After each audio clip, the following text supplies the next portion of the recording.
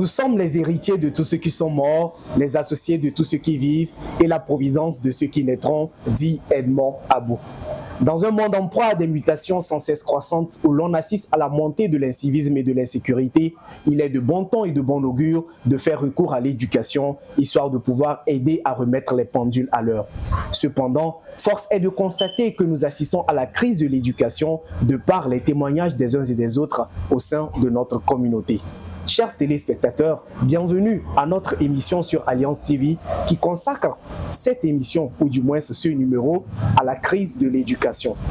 Et bien évidemment, comme à l'accoutumée, nous avons aujourd'hui avec nous la présence d'un expert, la présence d'un aîné, la présence d'un éducateur qui va partager donc avec nous d'une manière ou d'une autre ses inquiétudes vis-à-vis de l'éducation, mais aussi ses apports de solutions, vu que nous sommes tous dans un monde où nous sommes tous appelés à apporter notre pierre à la construction de l'édifice commun. Il s'agit bien évidemment de cette personne qui vit une vie de qualité au sein de notre communauté et laquelle également aide à ce que notre communauté devienne meilleure et du moins qu'on puisse d'une manière ou d'une autre atteindre la perfection lorsqu'il s'agit du développement, lorsqu'il s'agit également de l'éducation de notre jeunesse. Docteur Sanou Broma, nous vous disons bienvenue à notre émission. Merci. Et nous vous donnons l'occasion de vous présenter à nos téléspectateurs. Je suis Dr Broma Sanou, docteur en sciences de gestion, expert en management des organisations. Voilà.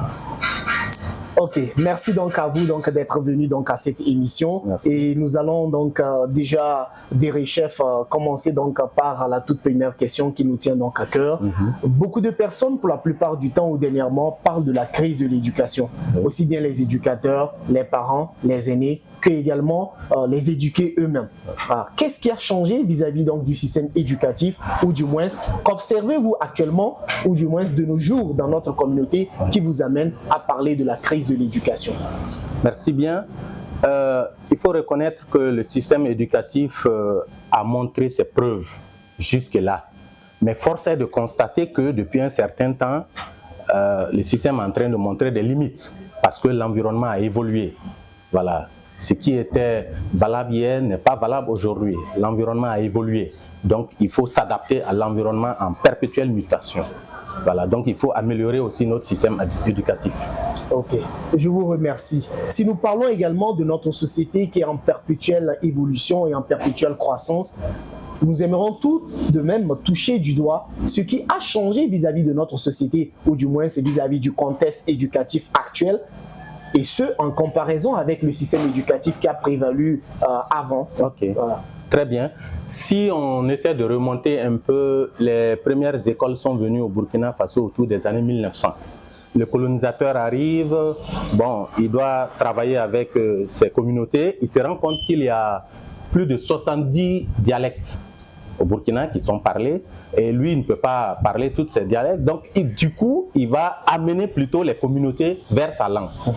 Alors les premières écoles vont naître, donc il va aller dans les différentes communautés prélever des enfants en âge de scolarisation. Sachez qu'avant l'école était forcée, hein. Il fallait donc donner, c'était des quotas qui étaient fixés aux différents villages. Donc votre village envoie un certain nombre d'enfants qu'on va scolariser. Donc du coup, on est obligé de leur donner beaucoup de matière parce qu'on veut des cadres moyens en fait. On veut qu'il ait une certaine vision panoramique des choses. Là, à tout moment, dès qu'on a besoin des économistes, on peut affiner plus tard. Voilà, c'était l'objectif.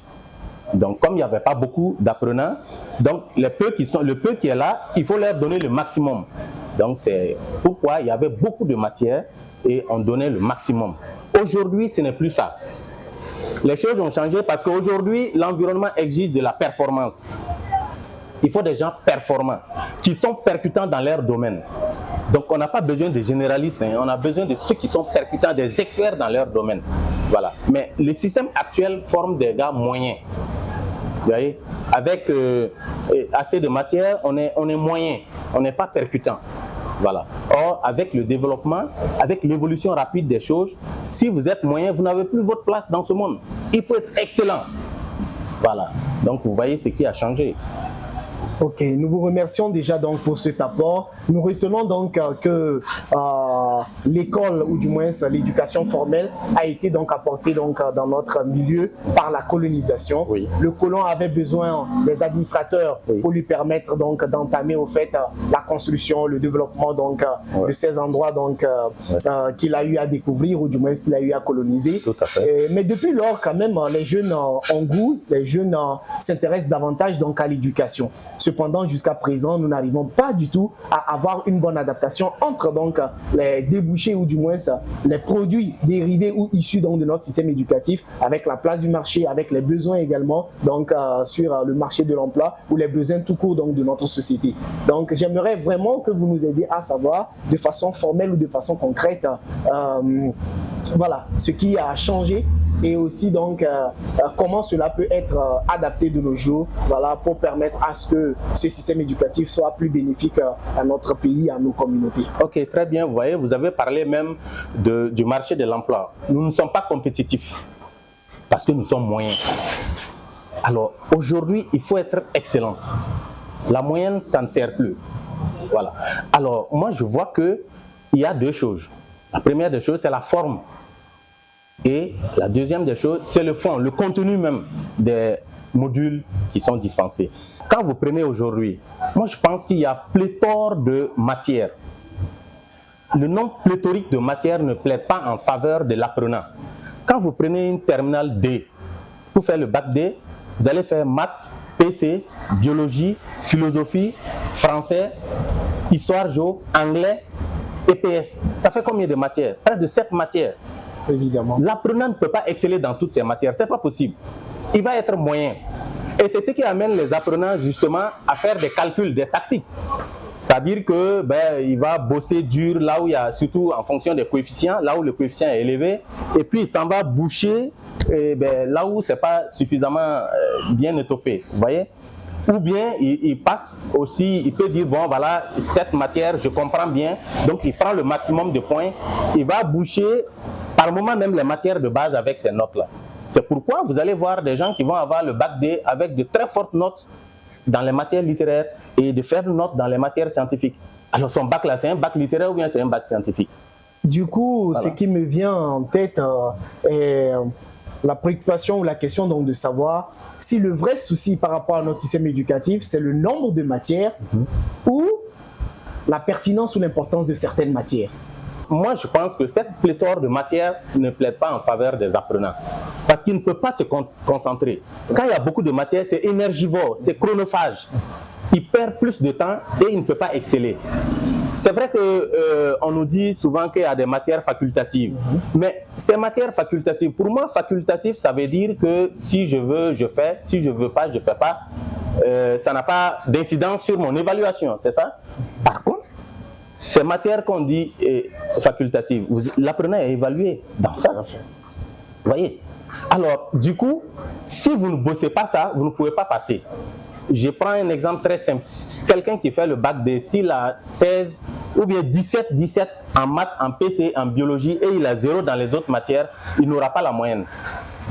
Vous voyez? Donc, en quoi est-ce que ce sont des matières facultatives? Et puis, si c'est facultatif, pourquoi forcément enseigner et forcer l'enfant à apprendre? Parce que si c'est facultatif, c'est pour sa gouverne. Alors, en ce moment, il est libre d'apprendre ou de ne pas apprendre.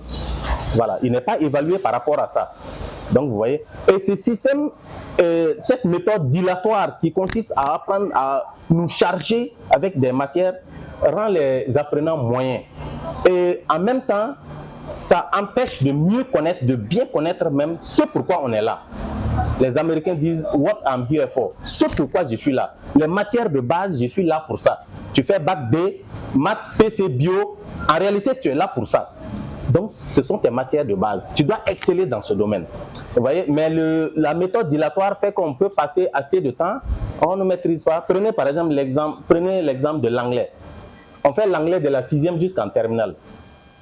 Mais combien d'apprenants parlent couramment l'anglais? Mais ça fait 7 ans. De la 6e à la terminale, ça fait 7 ans. Ça, c'est quelle langue on va apprendre pendant 7 ans et on ne comprend pas. C'est qu'à quelque part, ça ne va pas. Parce qu'on demande à l'apprenant de savoir lire, écrire, parler, traduire, tout ça là en anglais. Pendant qu'il y a des méthodes aujourd'hui accélérées d'apprentissage. En 3 mois, il parle couramment la langue. Vous voyez? Ok, du coup, nous nous intéressons plus, au nombre pléthorique de matières que vous avez donc évoqué. Oui. Quel avantage l'on aurait en se ressentant sur des matières de base ou en s'intéressant davantage sur, disons, des domaines de spécialité avec peut-être des matières bien déterminées? Ok, prenez par exemple un élève de terminale B, s'il avait maths, PC, bio à faire, de la seconde à la terminale, voyez vous-même, il serait percutant, il va maîtriser ça. Toute chose étant égale par ailleurs, c'est le même programme, vous gardez le même programme, mais il aura suffisamment de temps pour comprendre. Et le professeur aussi a également suffisamment de temps pour faire des exercices, mieux expliquer aux apprenants. Donc ils vont comprendre. Et si vous voulez, vous essayez, vous allez voir, au bac, vous amenez quel que soit le sujet que vous allez amener, vous allez voir le taux de succès va monter tout de suite. S'il n'a que maths, PC, bio à faire en terminale D, il va exceller parce que c'est son domaine de prédilection. Donc il va exceller. Voilà. Il est question également de complémentarité, ou du moins il y a débat la plupart du temps relativement au fait que la littérature complète au fait les sciences et que les sciences également permettent, disons, aux potentialités humaines de s'affiner. Oui. Donc il y a toujours eu cet éternel débat entre, la préférence des matières scientifiques ou bien l'utilité des matières littéraires en comparaison avec les matières scientifiques. Alors, pensez-vous que les matières littéraires, par exemple, ne sont pas du tout utiles? Non, pas dans ce sens. Je veux dire que celui qui fait D se concentre sur les matières scientifiques. Celui qui va en littérature aussi aura affaire aux matières littéraires. Voilà. Maintenant, à dire qu'on a besoin de certaines matières pour comprendre d'autres, je suis d'accord, mais ceci n'explique pas cela. Moi, je fais maths, PC, bio. On m'oblige à apprendre l'anglais, la philosophie, je ne sais pas, français. Bon, je ne sais pas en quoi est-ce que la dissertation philosophique ou la dissertation en français ou le commentaire composé va m'amener à mieux comprendre, je ne sais pas, la biologie ou la chimie. Bon, je ne vois pas trop de liens, mais c'est vrai, on peut véritablement s'en passer de ça. Ce sont des matières pour moi qui vont être facultatives pour celui qui fait la D. Okay. Voilà. Donc c'est vrai qu'il y a par moment des complémentarités, mais ceci n'explique pas cela. Il y a des gens qui n'ont jamais fait philosophie, mais ils vont à l'université, ils peuvent exceller. Voilà. Il y a des domaines où tu fais ton bac, tu ne fais pas philosophie. C'est pour dire que ceux qui veulent faire la D font la D. Et on suppose qu'ils ont des aptitudes en matière scientifique, vous voyez. Autrement dit, commencer à s'intéresser à la spécialisation et à rendre plus pointu des filières, des domaines donc d'études avant même l'université. Tout à fait, tout à fait. Voilà. Là, autrement, on peut voir aussi le choix à l'université. Vous voyez, il a son bac D avec, c'est mitigé. Il arrive à l'université, il ne sait même plus quelle filière choisir. Vous voyez. Donc, il y en a même avec le bac D, on peut te mettre en sciences de gestion, on te met en philosophie, on te met en histoire, voyez-vous. Mais si depuis la seconde, tu étais concentré sur ça, tu excelles dans ce domaine et tu continues avec ça, le choix est beaucoup plus facile. Et on a affaire à des gens qui sont percutants dans leur domaine. Voilà, ce n'est plus du tâtonnement. Voyez-vous. Ok. Pensez-vous qu'il y a également une autre cause de la crise de l'éducation, en dehors donc, de ces matières qui ne servent pas trop donc, à l'apprenant d'après vous? Je pense d'abord que la forme dont je suis en train de faire cas, et puis le contenu aussi, ça compte. Mais déjà, ces deux éléments, pour moi, c'est essentiel. C'est essentiel. Donc, vous avez également parlé du fait que les matières étaient dues aux besoins donc, du colon de former donc, des élites de la communauté de façon rapide. Et voilà, nous sommes au temps moderne actuellement. Et voilà, de façon pratique, qu'est-ce que vous pouvez apporter donc, comme solution également pour résoudre donc, cette crise en dehors donc, de ces matières à réduire et à rendre objectives? Non, la première des choses, c'est de revoir en tout cas le nombre de matières, c'est d'affiner, de concentrer pour qu'on ait des spécialistes, des experts dans leur domaine et de revoir le contenu, de l'adapter parce qu'aujourd'hui, force est de reconnaître que le contenu n'est plus adapté, il faut revoir. Et il y a des matières aussi qu'il faut amener. Voilà, il y a des matières qui doivent venir, qui doivent faire leur apparition déjà au lycée. On ne doit pas attendre l'université pour voir ça. Ok. Et du coup, ne pensez-vous pas que ce serait trop facile, puisque nous sommes dans une société où nous nous complétons, qu'on puisse avoir des littéraires dans leur domaine, des scientifiques dans leur domaine, et que l'un et l'autre viennent à se retrouver comme étant des profanes dans le domaine de l'autre? Ou bien ne pensez-vous pas qu'on puisse avoir une crise de compréhension, voilà, en réduisant des matières, en menant des personnes à être pointues uniquement dans leur domaine? Je ne vois pas ça comme ça. En réalité, c'est la méthode dilatoire justement qui nous a rendu moyens. On nous parle un peu de tout. Donc ça fait que les gens aiment les débats. Donc quand on parle de politique, il connaît un peu dedans. Quand on parle d'économie, il connaît un peu dedans. Même quand on parle de guerre, il n'a pas fait école de guerre, mais il connaît des stratégies de guerre. Quand on parle de géographie, il connaît un peu dedans. En réalité, il est moyen un peu partout. Mais quand on lui donne la parole de parler suffisamment d'un sujet, il ne peut pas parler du sujet en profondeur. Parce qu'il ne connaît pas le sujet en profondeur. En fait, il a des bribes de connaissances, mais dans beaucoup de choses. Vous voyez, il brasse dans l'ensemble comme ça, mais ce sont des bribes de connaissances. Ah non, moi je pense que ça c'est pour soi-même. Pour ta gouverne, tu peux apprendre des choses.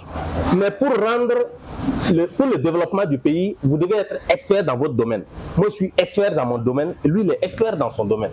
Donc s'il y a un sujet transversal, on vous fait appel, on me fait appel et on traite ensemble. La synergie d'action, l'intelligence collective permettra de développer le pays. Vous voyez? Mais on va amener quelqu'un qui est moyen. Donc quand on parle d'un sujet, il n'est pas expert dans le domaine, mais il veut parler quand même. Il va passer son temps à contredire. Vous voyez? Donc moi je pense que en réduisant, ça donne des experts. Et puis quand vous dites que c'est facile, moi je ne vois pas ça sous cet angle. L'école, ce n'est pas une prison. L'école doit être un lieu d'épanouissement parce qu'on y va pour apprendre, pour avoir de la connaissance. On doit être content. Ok, on doit être content d'aller à l'école parce qu'on va apprendre quelque chose. Mais ce n'est pas une prison. Donc, du coup, si on réduit le nombre de matières, il va se concentrer sur ça, il va exceller dans ce domaine. Et c'est à l'avantage du pays. Et pensez-vous que le gouvernement accepterait une telle mesure? Et si oui, comment pensez-vous que le gouvernement devrait s'y prendre? Ce que je dis, ce n'est pas une parole d'évangile, je suis d'accord, mais je vois que on peut essayer tout de suite, le gouvernement peut essayer des écoles, procéder de cette manière. Vous allez voir, par exemple, rien que l'apprentissage de l'anglais, si on fait une méthode accélérée, en 6e, vous arrivez, on fait tout le premier trimestre en train d'apprendre l'anglais. Méthode accélérée d'apprentissage de l'anglais. Rien que comprendre, pouvoir parler, s'exprimer couramment en anglais. Terminé. On finit le premier trimestre avec ça. Et on continue. Vous allez voir aussi, à partir de la seconde, vous êtes orienté. Si c'est bac 2, voilà ce que vous avez. Si c'est bac A, voici ce que vous avez à faire. Et ensuite, vous allez voir, l'État peut essayer. On dira les résultats. Vous allez voir que ceux qui vont faire, par exemple, ce système, arriver en terminale, il y aura de très bons résultats. Il y aura de très bons résultats au bac. Que ce soit dans les pays du commerce, ils n'ont qu'à venir, vous allez voir, eux va importer les sujets. Nos étudiants, nos apprenants vont exceller, ils vont avoir de très bonnes moyennes, seront percutants. Vous voyez. Donc moi je pense que l'État gagnerait à écouter, bon voilà, et à essayer. Voilà, à essayer. Voilà. Parce que vous voyez, quand on forme comme ça, vous avez dit tout à l'heure que c'est facile. En fait, dans notre tête, on se dit que c'est quand c'est dur que voilà, c'est ça, il apprend. Non, c'est pas vrai. Quand c'est dur, en réalité, c'est que c'est pas ton domaine. Okay. Si vous faites bac B et vous vous pliez que c'est dur, en réalité, mon frère, c'est pas votre domaine. Si c'est votre domaine, ça ne doit pas être dur. La caractéristique des grands hommes, c'est la patience. Okay. Oui. Donc, ça ne doit pas être dur pour vous, mais ça doit prendre du temps. Vous voyez, l'oiseau, quand il fait son nid, c'est brindille après brindille, il fait son nid. Ce n'est pas pénible pour lui, mais il voit les oisillons qui vont sortir de ce nid. C'est ça que l'oiseau regarde. Vous voyez? Et si vous voulez détruire ce nid, il ira faire un autre ailleurs, en chantonnant d'ailleurs. Donc, ce n'est pas la difficulté là. Il faut apprendre. Tu sais que tu dois prendre du temps, voilà, pour acquérir suffisamment de connaissances. Là, je suis d'accord. Sinon, quand on dit, bon, voilà, on l'a renvoyé, voilà, remis à ses parents. Mais attends, est-ce que ceux qu'on a remis à leurs parents, est-ce qu'ils ont quitté le pays? Ils sont dans le pays, non? Tout à fait. Donc finalement, le garagiste qui va réparer votre véhicule là, c'est celui que vous avez renvoyé en 4e. Le maçon qui va construire votre maison là, c'est celui que vous avez renvoyé en terminale. Votre épouse même, c'est celle que vous avez renvoyée en 4e. Finalement, c'est vous, les élites là, vous êtes une minorité. Donc finalement, on ne vous comprend plus. Puisque ce que vous avez renvoyé devient la masse. Vous, on ne vous comprend plus. Ouais. À quoi ça va servir? Nous rappelons, docteur, que c'est certainement la grille d'évaluation et le système mis en place qui permet à ce que voilà, certaines personnes soient ajournées vis-à-vis donc de leur rendement et non renvoyées peut-être une façon de parler. Oui, je suis d'accord, je suis d'accord. Mais si, parce qu'en fait, on dit que c'est facile. Ouais. C'est-à-dire qu'on pense que voilà, le professeur, son rôle, c'est quoi? Ouais. C'est de donner la connaissance aux apprenants. C'est un transfert. Les parents vous remettent leurs enfants. En réalité, on se dit que vous avez de la connaissance. Transférez cette connaissance à nos enfants, qui seront la relève.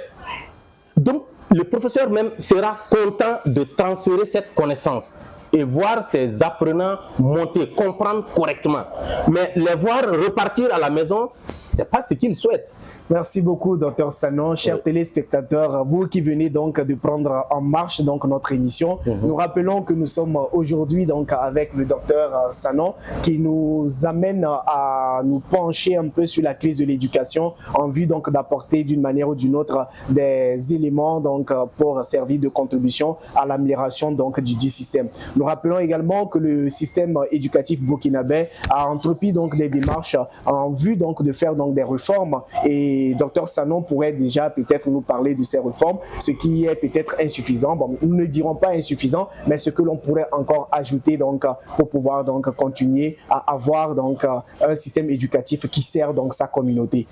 Comme l'a eu à préciser Dr Sanon, c'est petit à petit que l'oiseau fait son nid et il est aussi donc important qu'on puisse avoir donc des personnes lesquelles ont leur domaine donc de professionnalisme, leur domaine de prédilection dans lesquels ils excellent et par lesquels ces derniers donc sont utiles à leur communauté. Donc, Dr Sanon, le gouvernement a déjà donc entrepris donc des démarches en ce sens. Voilà, qu'est-ce qui marche déjà, qu'est-ce qui ne marche pas, ou peut-être qu'est-ce qu'il faudrait tout simplement ajouter, ou de quoi devrons-nous tenir compte pour que le système éducatif burkinabé aujourd'hui puisse exceller. Je ne vais pas m'attarder sur cette question. Le gouvernement est en train de faire beaucoup de changements. Voilà, rien que le contenu, ils sont en train de voir beaucoup de choses, mais bon, cette voie n'est pas autorisée, voilà, n'est pas la plus avisée. Je laisse ça au monde éducatif de préciser ces éléments, mais je pense déjà que ce que je suis en train de dire, ça peut nous être utile. Voilà. Donc, je vous remercie et chers téléspectateurs, nous avons remarqué que de façon conjointe, les gouvernements donc du Burkina Faso, du Mali et du Niger ont pris la résolution donc de se retirer donc de la CEDEAO. Vu que nous sommes tous au sein de notre communauté, comme on le dit, nous devons donc de pouvoir construire un avenir meilleur. Il est donc tout à fait intéressant et important de pouvoir d'une manière ou d'une autre se faire une opinion, mais surtout être dans la bonne marche ou d'une manière ou d'une autre s'inscrire dans la voie donc laquelle pourrait être la meilleure pour nos communautés et pour nos générations donc à venir. Nous allons saisir l'occasion de poser la question à Dr Sanou, histoire donc de voir ce qu'il pense donc de ce retrait de la CEDEAO. Dr Sanon, que pensez-vous de façon pratique de cette résolution donc de nos États, donc notamment le Burkina, le Niger et le Mali, de se retirer donc de la CEDEAO en vue de former donc l'AES? Voilà. Ok, oui, l'AES était là et ils ont quitté la CEDEAO. Moi, j'ai appris comme vous aussi. Bon, moi, je ne suis pas économiste, je ne suis pas politologue, je ne suis pas politicien non plus. Mais ce qui m'a marqué, c'est le courage, la détermination, le pragmatisme de ces chefs d'État. Vous voyez, nous aimons beaucoup de discours, il n'y a pas d'action concrète. Eux, au moins, ils ont passé à l'acte. Et moi, j'encourage ça. Voilà. Parce que, vous voyez, les intellectuels sont pleins de doutes. Comme le disait Thomas Sankara, il dit les petits bourgeois, ils sont toujours comme ça. Ils hésitent beaucoup. Fort en théorie, nul en pratique. C'est ça, nous aimons beaucoup de discours. Mais eux, au moins, ils sont allés directement à des actes. Et c'est ça que moi, j'encourage. Voyez-vous, ça fait combien d'années on parle de la CEDEAO? Ça fait combien d'années on parle du franc CFA, que c'est une monnaie d'asservissement? Mais on est toujours là. Alors, il faut prendre... C'est vrai, les intellectuels vont avec le raisonnement de thèse, antithèse. Tout le temps dans ce raisonnement. Tout ce que tu dis, il faut qu'il vienne comme en antithèse pour dire c'est bien, mais... Oui, c'est vrai, il faut sous-peser, voir le pour et le contre. Mais à un moment donné, il faut arriver à décider et à avancer. On dit le plus long voyage commence toujours par un premier pas. Il faut faire un premier pas, un deuxième et on avance. En Dula, on dit Nambita Ambissé. Vous voyez? Mais si on est assis, on parle beaucoup, on ne se lève pas pour marcher et on veut arriver, on ne peut pas arriver. C'est pas du guina-guina quand même. Donc vous voyez. Mais quand même, il est dit que la plupart du temps, l'homme a peur du changement et plusieurs personnes au sein de la population se posent certainement donc des questions par rapport à ce changement donc de direction ou d'orientation. Oui. Et voilà, l'État certainement dans sa sagesse ou dans sa maturité a eu ses raisons donc peut-être d'effectuer dans ce retrait. Cependant, qu'est-ce que vous pouvez dire pour rassurer quand vous parlez donc au fait du changement, le fait donc peut-être de tâtonner ou peut-être d'essayer donc une autre donne ou bien une autre offre. Voilà, qu'est-ce que vous pouvez dire à des membres de notre communauté pour les rassurer vis-à-vis donc de ce changement ou vis-à-vis donc de ce choix qui peut toutefois réussir comme ne pas réussir, qui peut toutefois donc être salutaire ou pas. Bon voilà. Voilà, je sais que la décision a été suffisamment mûrement réfléchie. Voilà, le chef de l'État a dit, capitaine Ibrahim Traoré, il a dit, voilà. Donc ils ont suffisamment mûri les réflexions. Alors ils étaient entourés d'économistes, de beaucoup d'experts. Donc c'est une décision, je peux dire, de sagesse. Voilà, ils ont pris le temps. Donc on ne peut que les accompagner. On ne peut que les accompagner parce qu'ils ont besoin de ça. C'est la jeunesse qui doit les accompagner. Voilà, il faut démarrer. Nul n'a le monopole de l'intelligence, hein. Nul n'a le monopole du savoir. Ok? Donc il faut démarrer. Ce qui ne va pas, on va corriger et on va continuer. On ne va plus s'arrêter. Ce qui ne va pas, on corrige et on continue. Après la CEDEAO, on va faire autre chose. On va faire autre chose après. C'est comme ça. Il faut aller. Donc ce qui ne va pas, on corrige et on continue. Moi, je tiens donc à rassurer les uns et les autres. C'est un combat qui nous concerne tous. Et ils sont en train de baliser les terrains, de déblayer les chemins. Voilà. C'est pour les générations à venir. Vous voyez, c'est ce qui fait qu'il y a des gouvernements qui arrivent, ils disent, bon, on fait notre mandat tranquillement, on part, voilà, les générations à venir vont se débrouiller avec le reste. Bon, en réalité, il n'y aura jamais un environnement clean, hein. Chaque génération vient avec ses défis. Il y a 20, 30 ans en arrière, qui savait qu'on allait être dans une telle situation? Voilà. Donc, il faut accepter, décider. Dans cet environnement en perpétuelle mutation, le plus important même n'est pas de décider, hein. Le plus important n'est pas de choisir, mais d'assumer ses choix. Nous avons choisi de faire ça, nous l'assumons et on avance. Et surtout de se donner les moyens. Donc. De se donner les moyens, voilà. Et c'est ça, on demande à la jeunesse, voilà. On se donne les moyens, la synergie, on se met ensemble. Là où ça ne va pas, on corrige et on continue. C'est mon point de vue, ça n'engage que moi, voilà, mais c'est mon point de vue. Nous vous remercions donc de vous être prêté à cet exercice d'échange entre donc la jeunesse et donc ses aînés. C'est un réel plaisir pour nous de vous avoir donc ici donc à Alliance TV. Merci. Donc peut-être votre dernier mot pour qu'on puisse donc clore l'émission d'aujourd'hui. Je tiens à saluer Alliance TV, voilà, pour l'occasion.